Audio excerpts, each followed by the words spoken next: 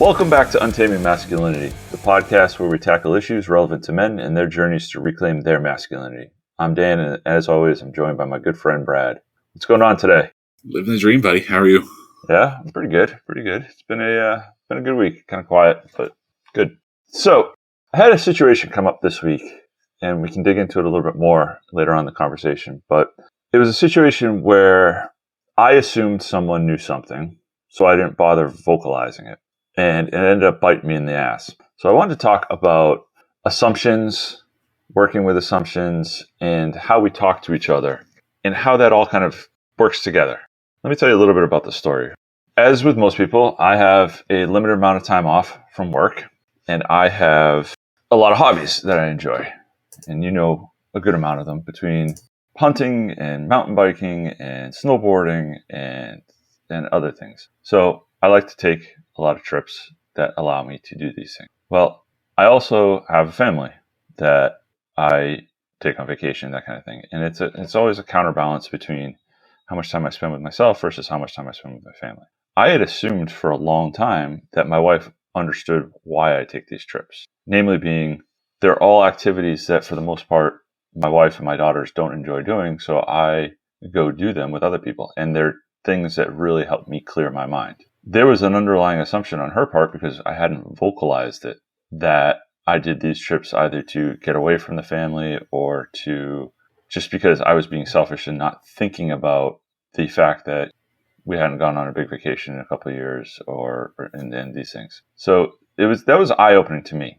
And as I thought about that conversation more, I realized that there have been many times in life where I haven't vocalized myself enough because I assumed that other people thought things. That's kind of where I want to go with the conversation. But throw it over to you and see if you get some immediate thoughts on this, and then we'll jump into it. Man, I can't tell you how many conversations I've had where I just assume that someone knows what I'm talking about, or assumes that there's some sort of or I just assume that there's some sort of mutual or implied understanding. It happens all the time. It happens with my wife. It happens with friends. It happens with happens at work all the time. And I mean, something I'm drawn to pretty recently was something with my wife as well. I assumed, and it came to yard work. I've talked about yard work stuff, and it always does. I feel like the bane of my existence is getting my yard in good order. And we've got a grub problem right now in part of our yard. So that requires treatment. We're at the point where I've got to get all that dead grass out, put some, reseed it. And when it came to the time to me actually doing it, right, I did it on a Thursday night. My wife was at work. So after I put my kids down to bed, I went outside, did my thing, immediately watered it. She came home with some stuff she picked up from Home Depot. And she looked at me and she's like, "Can I walk on this? Why did you do this right now?" And I had assumed that having communicated to her that she understood that I was going to do this after I put the kids down. And I think she assumed that I knew she was going to Home Depot, to get something for the backyard. So there was kind of assumption from both sides. And as a result, we're sitting here like, she can't access the part of the yard that she needs to because I just treated it and just watered it. And I had no idea that she had bought this thing, and both of us were under the mutual assumption that we both knew what was going on. So it's a small thing, but it made me realize we have situations like that all the time, right? Mm-hmm. Why do we have situations where we just assume or pretend that other people just can read our minds? So that's what it boils down to. Why do you think that is? I know for me, a lot of the times I don't verbalize things because I assume that people know these things because I know them. And they're not always things that are like high concept stuff where, you need a lot of education to understand whatever. It's like basic stuff like you're talking about, like, oh, I was going to go take care of the lawn and you're going to go buy whatever it was and bring it out into the yard. I just assume that people know things. I can think of a couple situations at work, for instance, this week where I've got a newer employee and there was some basic assembly steps that are involved with a few of our jobs. Nobody verbalized how to use certain tools, and we're talking like hand tools, like razors and screwdrivers and stuff like that for these jobs, because the assumption was that this guy just, he's proven that he's pretty mechanically capable. He just assumed that he knew how to use it. And he made another assumption on how to do these things that was completely wrong. And we ended up having to scrap some material. But the reason nobody vocalized it is because we all assumed that it was common knowledge. And I think that in general, that happens more often than you think, where guys will just take common knowledge and assume that everyone has that little piece. Yeah. I mean, how many times have you been in a situation at work where you don't tell somebody because you just think that they're going to know, just like that? Yeah. One thing that's kind of interesting in my role at my job is I am not primarily responsible, but in so many ways, I am the face for the company of our platform bug process. So in other words, if a client or if somebody with the client teams identifies a bug, they log that bug. It goes through my team, right? So my team will try to reproduce it. We'll determine if it's a bug or not, send it up to engineering. My role almost exclusively, I spend most of my time doing this, is I liaise, or I kind of act as an intermediary between engineering and all the client teams because they don't speak the same language. And when I started in this role, there were a lot of things I didn't know or understand at the time. And even to this day, I realize if engineering gives me an update, there can be details in there that they're going to assume that somebody in the client team knows. The client team is going to ask questions about, the client's really mad because of this functionality. We're not able to do it for a demo. That stuff doesn't make any sense or compute to an engineer. They don't speak the same language. They don't at all understand each other. And when I first came into my role, I came from a client-facing background. So there were a lot of assumptions that engineering is going to get why these things are important to client team. And then when engineering would give me updates, they would say things, sometimes technical terms. They talk about things like glue servers and Elasticsearch and terms where they just assumed that I knew what that was. And initially, I just assumed that people would also know what that was. That didn't work that way. So what's interesting is, from an assumption perspective, I learned pretty quickly in the workplace that I couldn't assume when it came to communications. So now my communications are a lot more thorough, a lot more comprehensive to try to gain a mutual understanding. But I realized that in so many elements of my life, the but kind of stops there. Yeah, I can communicate and flesh concepts out at work, but why can't I do that with my friends? Why are there times where personally I'm feeling a certain way or I'm thinking a certain thing? And I just assume that somebody else either doesn't want to hear that, for one, or that they already know. There's an interesting dichotomy there that I think that we run into, that, I might have it figured out in one area of my life at work through learning, through trial and error, through practice, but everywhere else, I just figure everybody already knows. Yeah, I'm right there with you. The other word that was coming into my mind when you were talking about that was micromanagement. So at work, I'm hesitant to always say what I think is the obvious thing to my employees, because I feel like it comes off as micromanagement. It comes off as because if they do know that, then that's me just once again reinforcing something. Likewise, going up the chain at work, it comes off as not incompetence, but just unnecessary conversation.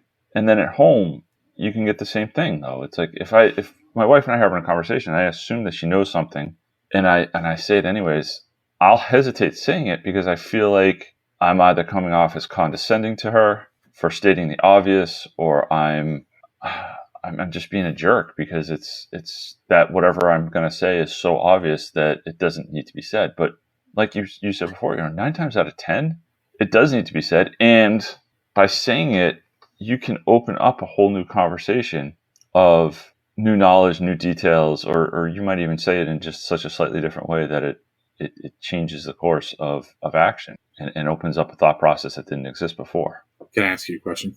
Yeah. You talked about not wanting to say things to your wife because you're afraid that she's already going to know.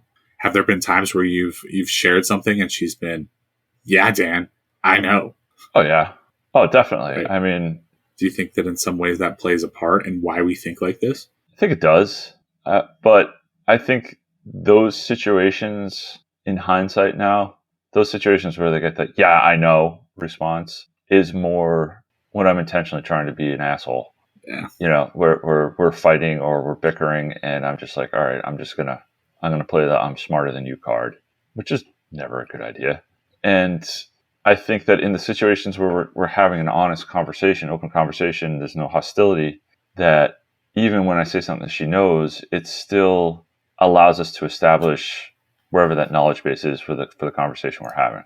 And there is no bad result from it. That makes sense? Absolutely. I think that absolutely makes sense. A couple of weeks ago, when we were talking about one of our topics, I'm drawing a blank right now, but I mentioned there's a book called Crucial Conversations. And in that book, they talk about contributing to the pool of shared meaning. Like, there's a mutual understanding that we all need to start contributing to. And the reason I asked is the reason she pushed back and says, I know, is you actually went exactly where I was subconsciously thinking for myself as well. I've got a problem when it comes to certain conversations, sometimes when things are tense, and I don't want to assume that I can be condescending. Like, I play the victim and I can be condescending. It comes out sometimes in personal settings. It definitely comes out with my wife sometimes, because I like to pretend I have a big vocabulary and I can say big words. So when it comes to not assuming and I want to be an asshole, I'll start throwing out some large vocabulary, sounding like a condescending prick. And that's where the I know comes out. That's not explaining situations. That is not this concept of not assuming. Right. Like, assumption comes from, when you are getting breakfast ready for your kids in the morning. I know you're past this stage, luckily. I love making breakfast for my kids, but man, they are picky. Just assuming that my wife hadn't given them pancakes yesterday, so I'm going to make them pancakes. Yeah, that seems small. That seems trivial. But that's the kind of stuff that matters, is we just have these baked in assumptions that this outcome or this scenario already played out, or that somebody has some sort of understanding. We just assume that that's happened, and it hasn't. I assume that my wife already took the garbage out in the bathroom. It's Wednesday morning. The garbage man comes on Wednesday morning. I just assume it's been done. I don't ask her. I don't look. I'm just like, oh yeah, she would have done that. That's something like I think that she would do. I get home from work on Wednesday. Garbage in the bathroom's full. I'm like, oh, all right. Those are the small, they seem trivial, but they're not. And these are the things that we encounter countless times throughout our lives, where we can absolutely get into trouble if we allow these things to compound, or if we just live life in autopilot in so many ways, assuming that this has been done, or that this conversation doesn't need to be had, or that our coworkers have a mutual understanding, or in a lot of ways, something that you and I talked about a little bit yesterday is this idea that I'm sitting in a meeting with a bunch of my peers, like you think of the Iron Council and how we have these meetings where I'm not going to say something that I find to be valuable because I assume that every guy there already knows. I read this book. There was this incredible takeaway in this book. It really impacted me. I don't need to share it because everybody else is reading that book right now. We find ourselves doing these things all the time, and it can become detrimental. That implies the fact that we don't ask the questions or provide the information, more so provide the information, implies that we believe ourselves to be the lowest common denominator in the group. Meaning our knowledge base is shared by everyone. And we have nothing unique to offer, nothing unique to or new to offer, nothing of value that the group already doesn't understand. Why do you think that men tend to have that mindset that they are the lowest common denominator in the group? Man, that's a loaded question. Men, as much as we don't like to discuss it, I think most men struggle with confidence. We believe that, yeah, you can talk about inflated sense of ego, and those situations exist. I talk about how I can be condescending, and I like that I think I have a big vocabulary. I think that way sometimes. I'm not sitting here every day thinking, oh, look at how intelligent I am, or look at how good I am, or look at how much in life I have figured out. Most men spend their time thinking, I could be doing so much better. Why am I not good in this area of my life? Why am I not good in that area of my life? And then you start to look at others around you, and they seem to have it figured out. You're not living with, the only person you're living with day to day is your immediate family, your wife, your kids. That's it. Everybody else, you look at them and it's like, they're really figured out. When I talk to them, they seem really intelligent or smart. When you see this big group, when people are contributing to coming back to the concept of the pool of shared meaning, they're saying really valuable, insightful things. So you're sitting here because in so many ways, as Ryan Holiday says, the ego is the enemy. You're getting beat up thinking, I can't offer these things. Look at how smart that person is. That's the self-talk that we engage in most of the time. Most of our existence is beating ourselves up over small, trivial things. So when we do that, we start to believe our own bullshit. That, yeah, it's a dichotomy and it's a weird one where I'll feel awesome and I'll feel even sometimes arrogant or superior sometimes in my life. But most of the time, if you were to take my baseline, I'm constantly being critical of myself in some area.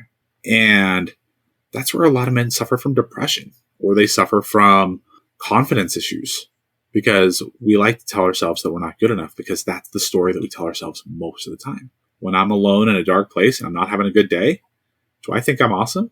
No. And that's where I think that lowest common denominator comes into play, is if you were to peel away all the layers, that's what we come up with, is a man who's struggling with confidence. Yeah, the word confidence really hit home, because I know for me, that's a big reason why when I'm in larger groups, I won't share what I'm thinking a lot of times, because it's a confidence issue. It's also I'm not that smart. I'm not that insightful. Like, I'm sure everyone else is thinking this bland thought that I have in my head.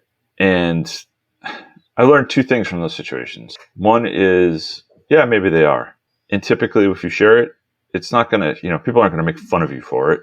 And two is, it might not be as bland as you think it is, because it might be a take on, if you and I are in a group and we're listening to a speaker, your interpretation of that speaker may be just 2 degrees to the left of my interpretation of the speaker, but it could be that big enough of a difference where it sparks a really interesting conversation. So to verbalize it, your thoughts in the way that you view them, in the way that you hear them, in the way that you see them, has shown to be an important thing, because it helps further the conversation and flesh out ideas further. Because even, going back to that speaker situation, right? The speaker himself is assuming that you're taking certain points away from what he's presenting.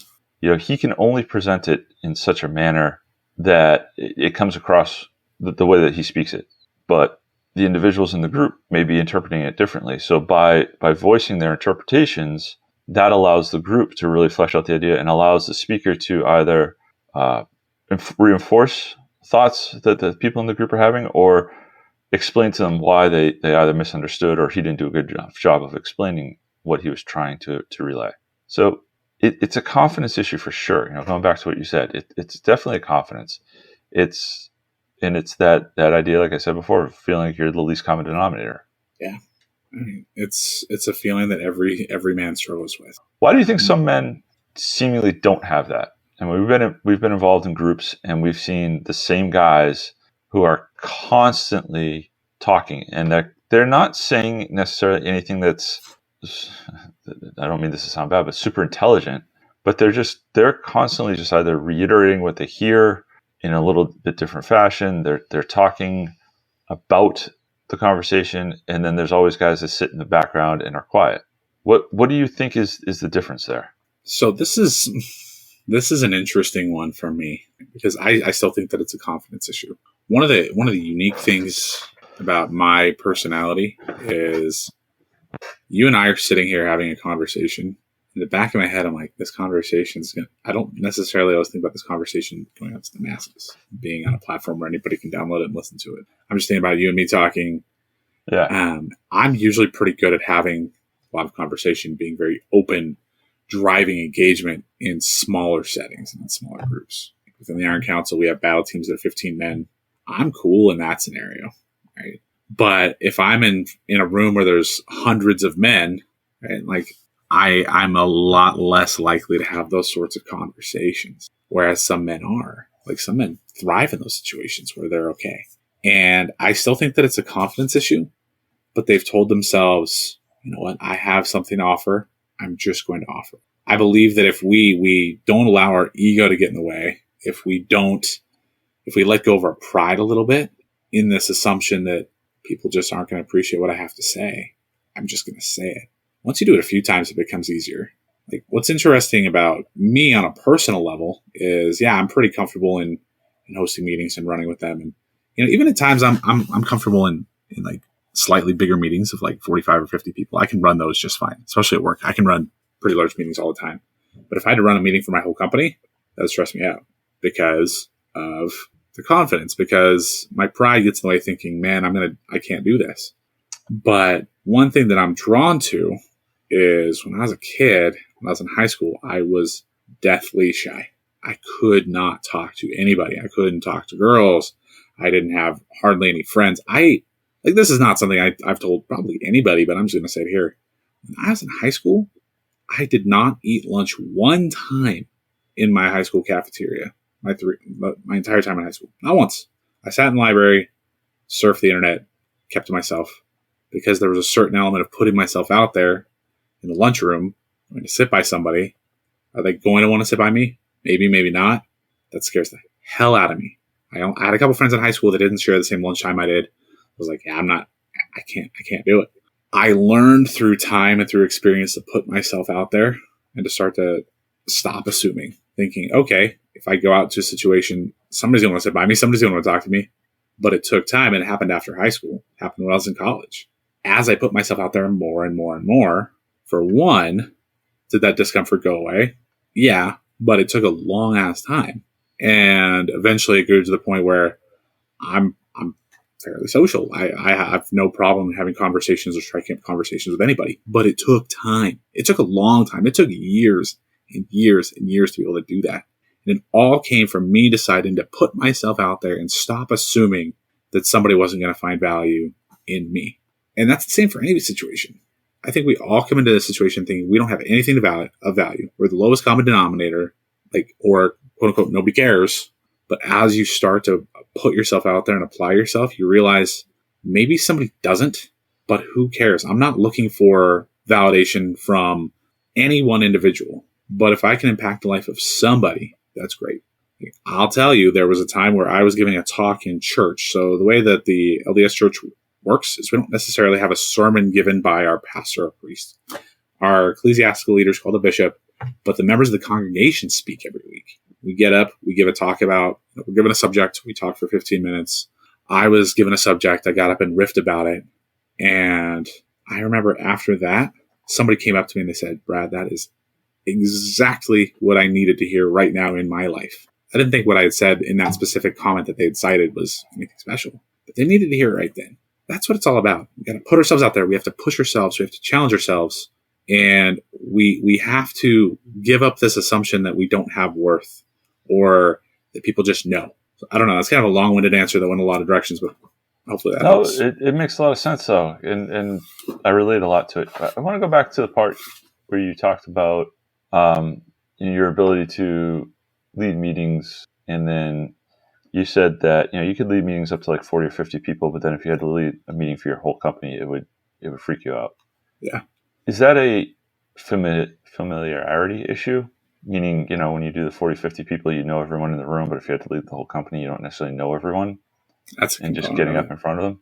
Yeah, that probably, if you're to strip away layers, is probably a component of it. Yeah, there's like some feeling almost of, I don't want to say it's control, but when you know people, you like to feel that you know how things are going to shake out. Like we talk about our battle teams and our council, like we know these guys. We know that we can riff and have these conversations because these are people that we know. Yeah. There's not the fear of the unknown, the discomfort of somebody you've never talked to before. I think subconsciously, as much as we don't want to admit it, we assume that people who don't know us are going to pass judgment on us. Maybe the more precise way to say that is we know the people we know how they're going to think and how they're going to judge us. The people that we don't know what judgment they're going to pass on us. Because everyone passes judgment on you, whether it's acceptance or not. But I meant that in a negative sense, but that's where I was going with that exactly. Right. So I relate a lot to that, and I was thinking a lot about our Iron Council experience while you were talking about that, and how I'm really, really comfortable in front of 15 guys, and then as soon as it gets into the larger crowds, I'm not. And I was thinking specifically about our trip to Maine last year, how in small groups I can handle myself, but you put me in a room of 100 strangers, even though we quote unquote know these guys through online dealings and stuff, they're not necessarily on our battle teams. They're not guys that we know how they're going to react to what we say. For a good part of that process, froze in those bigger situations in terms of putting myself out there and presenting ideas, commenting on things, that kind of stuff. I was very quiet. And it was because of I didn't know how people were going to react, how these guys were they going to accept my knowledge, or were they going to look down on me? What was the reaction? And I never really kind of put it together until you just said all that. So I appreciate it. Yeah, of course. I remember having those conversations while we were there. So yeah, I want to pivot a little bit and talk about how unspoken expectations can be dangerous. It immediately brings up the idea of a covert contract. So do me a favor, explain to the guys what a covert contract is for those that don't know. Oh, buddy. All right. Covert contracts. So this term kind of came to fame, if you will, from the book No More Mr. Nice Guy by Robert Glover. And when we have conversations or interactions with others, it's quid pro quo in a lot of ways. It's, I'm going to do this with the unspoken expectation that you're going to give me what I want. An example that he used in the book that really knocked my socks off because I thought about it is if you're in a marriage or a relationship and you tell your significant other, I love you, most of the time we do that with the unspoken expectation of them saying, I love you too. That's a covert contract. I'm doing something, anticipating this person to give something back without speaking it. For example, I will clean my house, assuming and under the covert contract or unspoken expectation that my wife is going to come home and say, you clean the house, you're awesome. We as men will do so many things, not because we're doing it out of necessarily the goodness of our heart, even though sometimes we are, but a lot of times we do these things with an unspoken expectation of receiving something. I do X because I know that if I do X, I want Y. And if person comes back and they don't give me Y, I get pissed, or I get frustrated, or I shut down, or I'm put out for the next few days. When we do these things, and we do these things a lot in conversations, that can be incredibly dangerous, and it can lead to a lot of toxicity. Yeah, and the important thing to point there is that with a covert contract, you have an expectation of the person's reaction. You have an expectation that if you do X, you're going to get Y, whether it's praise, whether it's sex, whether it's a promotion, doesn't matter, but you have an expectation that something's going to happen.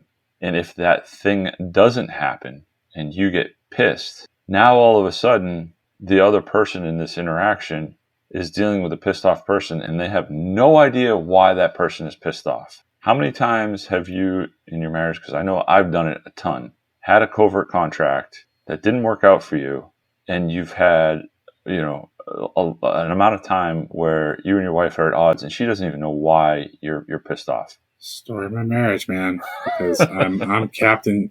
I've gotten significantly better at it, but I'm captain covert contracts. Yeah, I was the same way. I've gotten a lot better at it, mostly because I didn't even know they existed for a long, long time.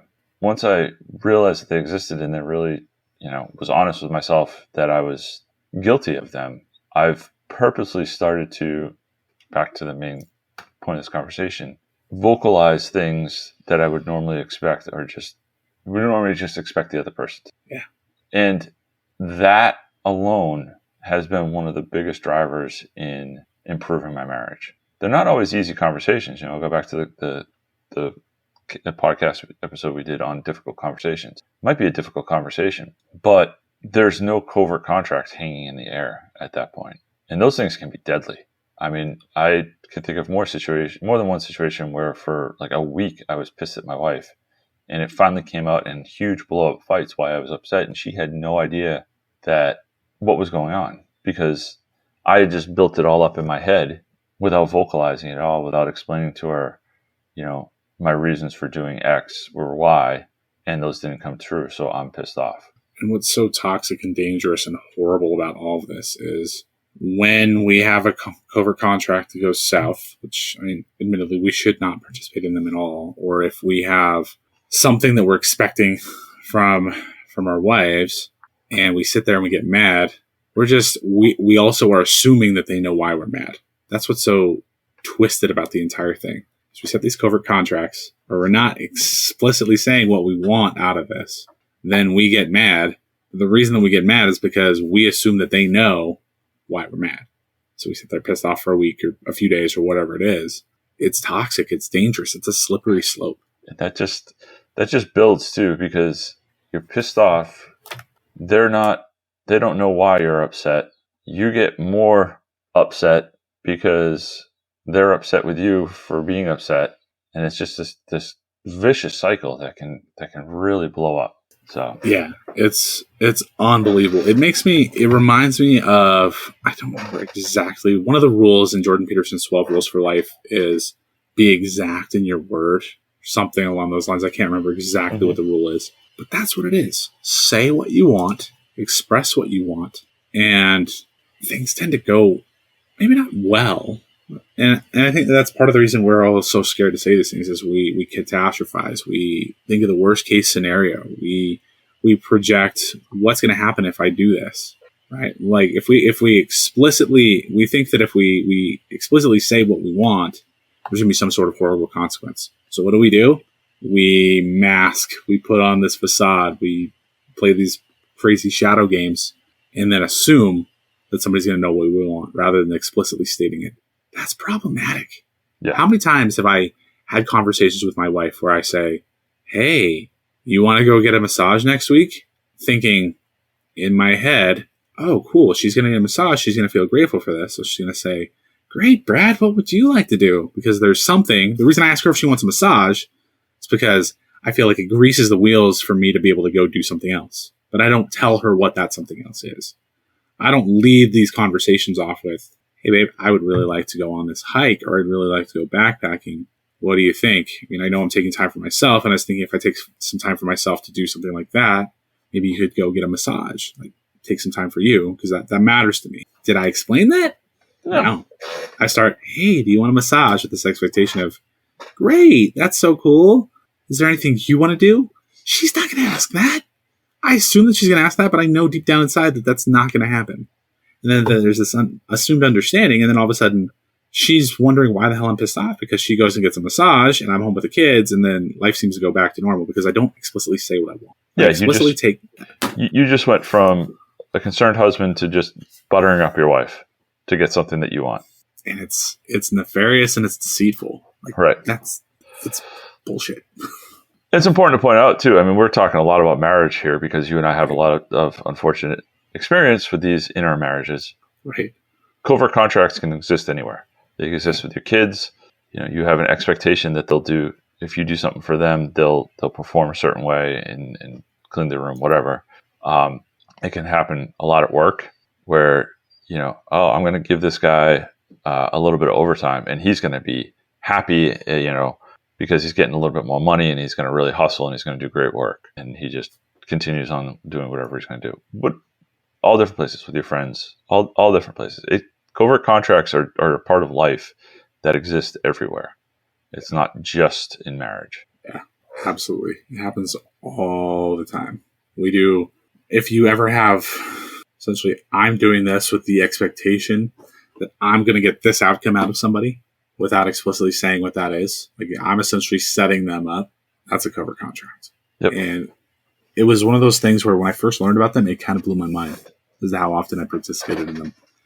And with covert contracts, it's all about assumptions. Rather than explicitly saying what I mean, saying what my expectations are, I pull this sleight of hand crap. And it doesn't work. And we all do it. If you really sit down and think about it, you kind of realize you do it all the time. You probably do it most every day. Yep. So then the question becomes, how do I change? So I've got some ideas about change, and I've already talked about some of them already, you know. But Dan, that's the question for you. How do you start to go about addressing that? What do you specifically actionably do to stop with the assumptions, stop with the covert contracts? Yeah, and this is where I was going to go too. To me, it's more about talking. It's more about vocalizing yourself. It's more about having those open and honest conversations with people. And it's not easy. Back to our point earlier, you know, there probably is some confidence build that you need to have for certain situations. But it's about sharing what you think and how you feel more. And the more you do that, the more people are going to know where you stand, and they're not going to assume things. You're not going to assume things about them. And what I've found, and you tell me if you've experienced this as well, but I found that the more open and communicative I am, I get that in return. And that reduces the amount of confusion or assumptions that are made. The battle I have still is that there's a fine line between sharing and being communicative and just having verbal diarrhea and having every thought that comes to your mind just verbalized so that people know what you're thinking at all times. And trying to find that line and balance that line.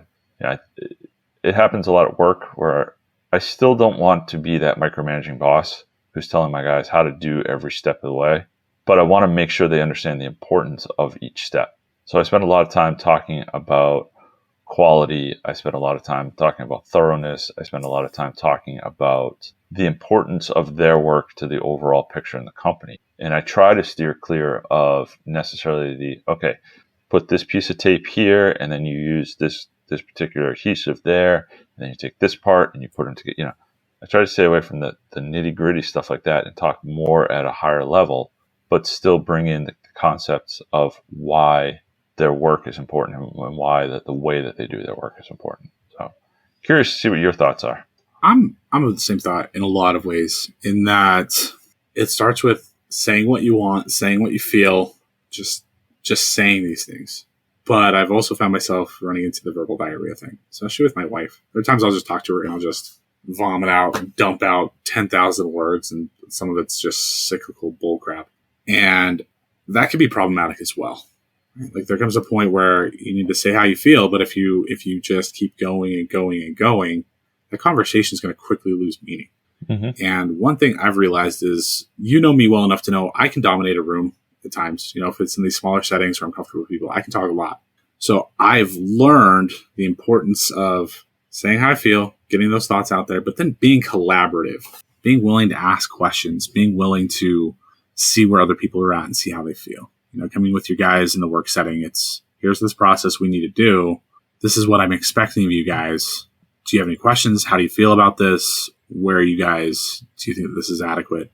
Being willing to have those questions and accept feedback is also a really critical part of that, because one of the other things is, yes, while we are explaining ourselves, we might also still be assuming that they just get it.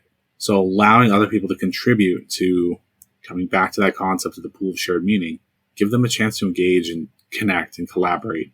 This comes with our wives. This comes in work settings. This comes with our buddies. I feel this way. I'm going to tell you how I feel. I'm asking you and I'm inviting you to tell me how you feel. And that generally, albeit it hasn't been perfect, there's still a lot of work I've got to do, but that's generally worked pretty well for me to this point. So you and I, as we finish up here, I'll share this little story. You and I have known each other now for 3 years ish? I don't know, 2.5. Something. 2.5, 3 years. 2 and some change. It's been a while. Been a minute. You have grown from when I first met you. You were kind of a quirky guy. Yeah, I'm still quirky. You're still quirky, but yeah. I've seen your growth really expand once you started asking a lot more questions. You were always confident enough to kind of give input, but the moment you went from just providing input to asking questions is when I really saw a change in your ability to lead and your ability to really get your point across without being goofy or smartass or any of those things. You're able to just help people get to their own conclusions. And I think that also, that's maybe a conversation we can have in a different episode, but by allowing people to come to their own conclusions and not just telling them what to do, it's a great leadership tool. And it's also a way where we remove the assumptions from the conversation. By asking questions and people answering questions, it's immediately a removal of those assumptions and those problem areas. So I just wanted to share that because it's really has been something I've noticed over the years, and you've done a great job of building that skill set up. Thanks, man. There comes a point in everybody's life where you realize this happened in the Iron Council. This happens in life is when you start to put your life together, there's a natural evolution if you're doing life right to stop being so much a consumer and start thinking about providing. Mm-hmm. And when you get to a point in life where you want to start providing value for others, that's when I think that things really start to click for you. It's great that I'm getting things in my life figured out and I'm putting things together. What can I do to buoy up the men or the people around me to make their lives better. As you enrich the lives of others, that's kind of generally when you know you made it. And at the risk of being an ass kisser, that's something that I'd always kind of seen in you from day one. Yeah, you provide a lot of value in what you say and in your thoughts, but you always have the ultimate goal of what you can do to raise other men. Like, what can you do to draw out what's going on in somebody's life so that you work through their whatever it is that they have. Yeah, appreciate that. The thing to remember too with the question part of that is it's easy to ask questions to lead people down a road and be an asshole. You can ask leading questions. You can ask them in a condescending manner. I think about when your kids do something, you're like, do you really think that was the right thing to do? Obviously, the answer is no.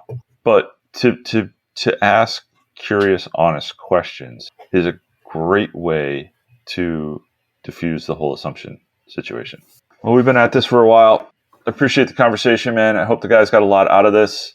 You guys can find us at untamingmasculinity.com, where you can find links to all of our social media and show notes for this episode and all of our other episodes. We encourage you guys to get involved with us on the socials. We're pretty busy there, and we love interacting with you as well. We ask that you guys take a second, go into your podcast player, give us a 5-star rating and review. That helps us spread the word to other men and helps them untame their masculine. So thanks again, Brad. Fellas, I want to thank you for listening. Make sure you come back next week. And until then, we'll leave you with just one question. What are you doing to untame your masculine?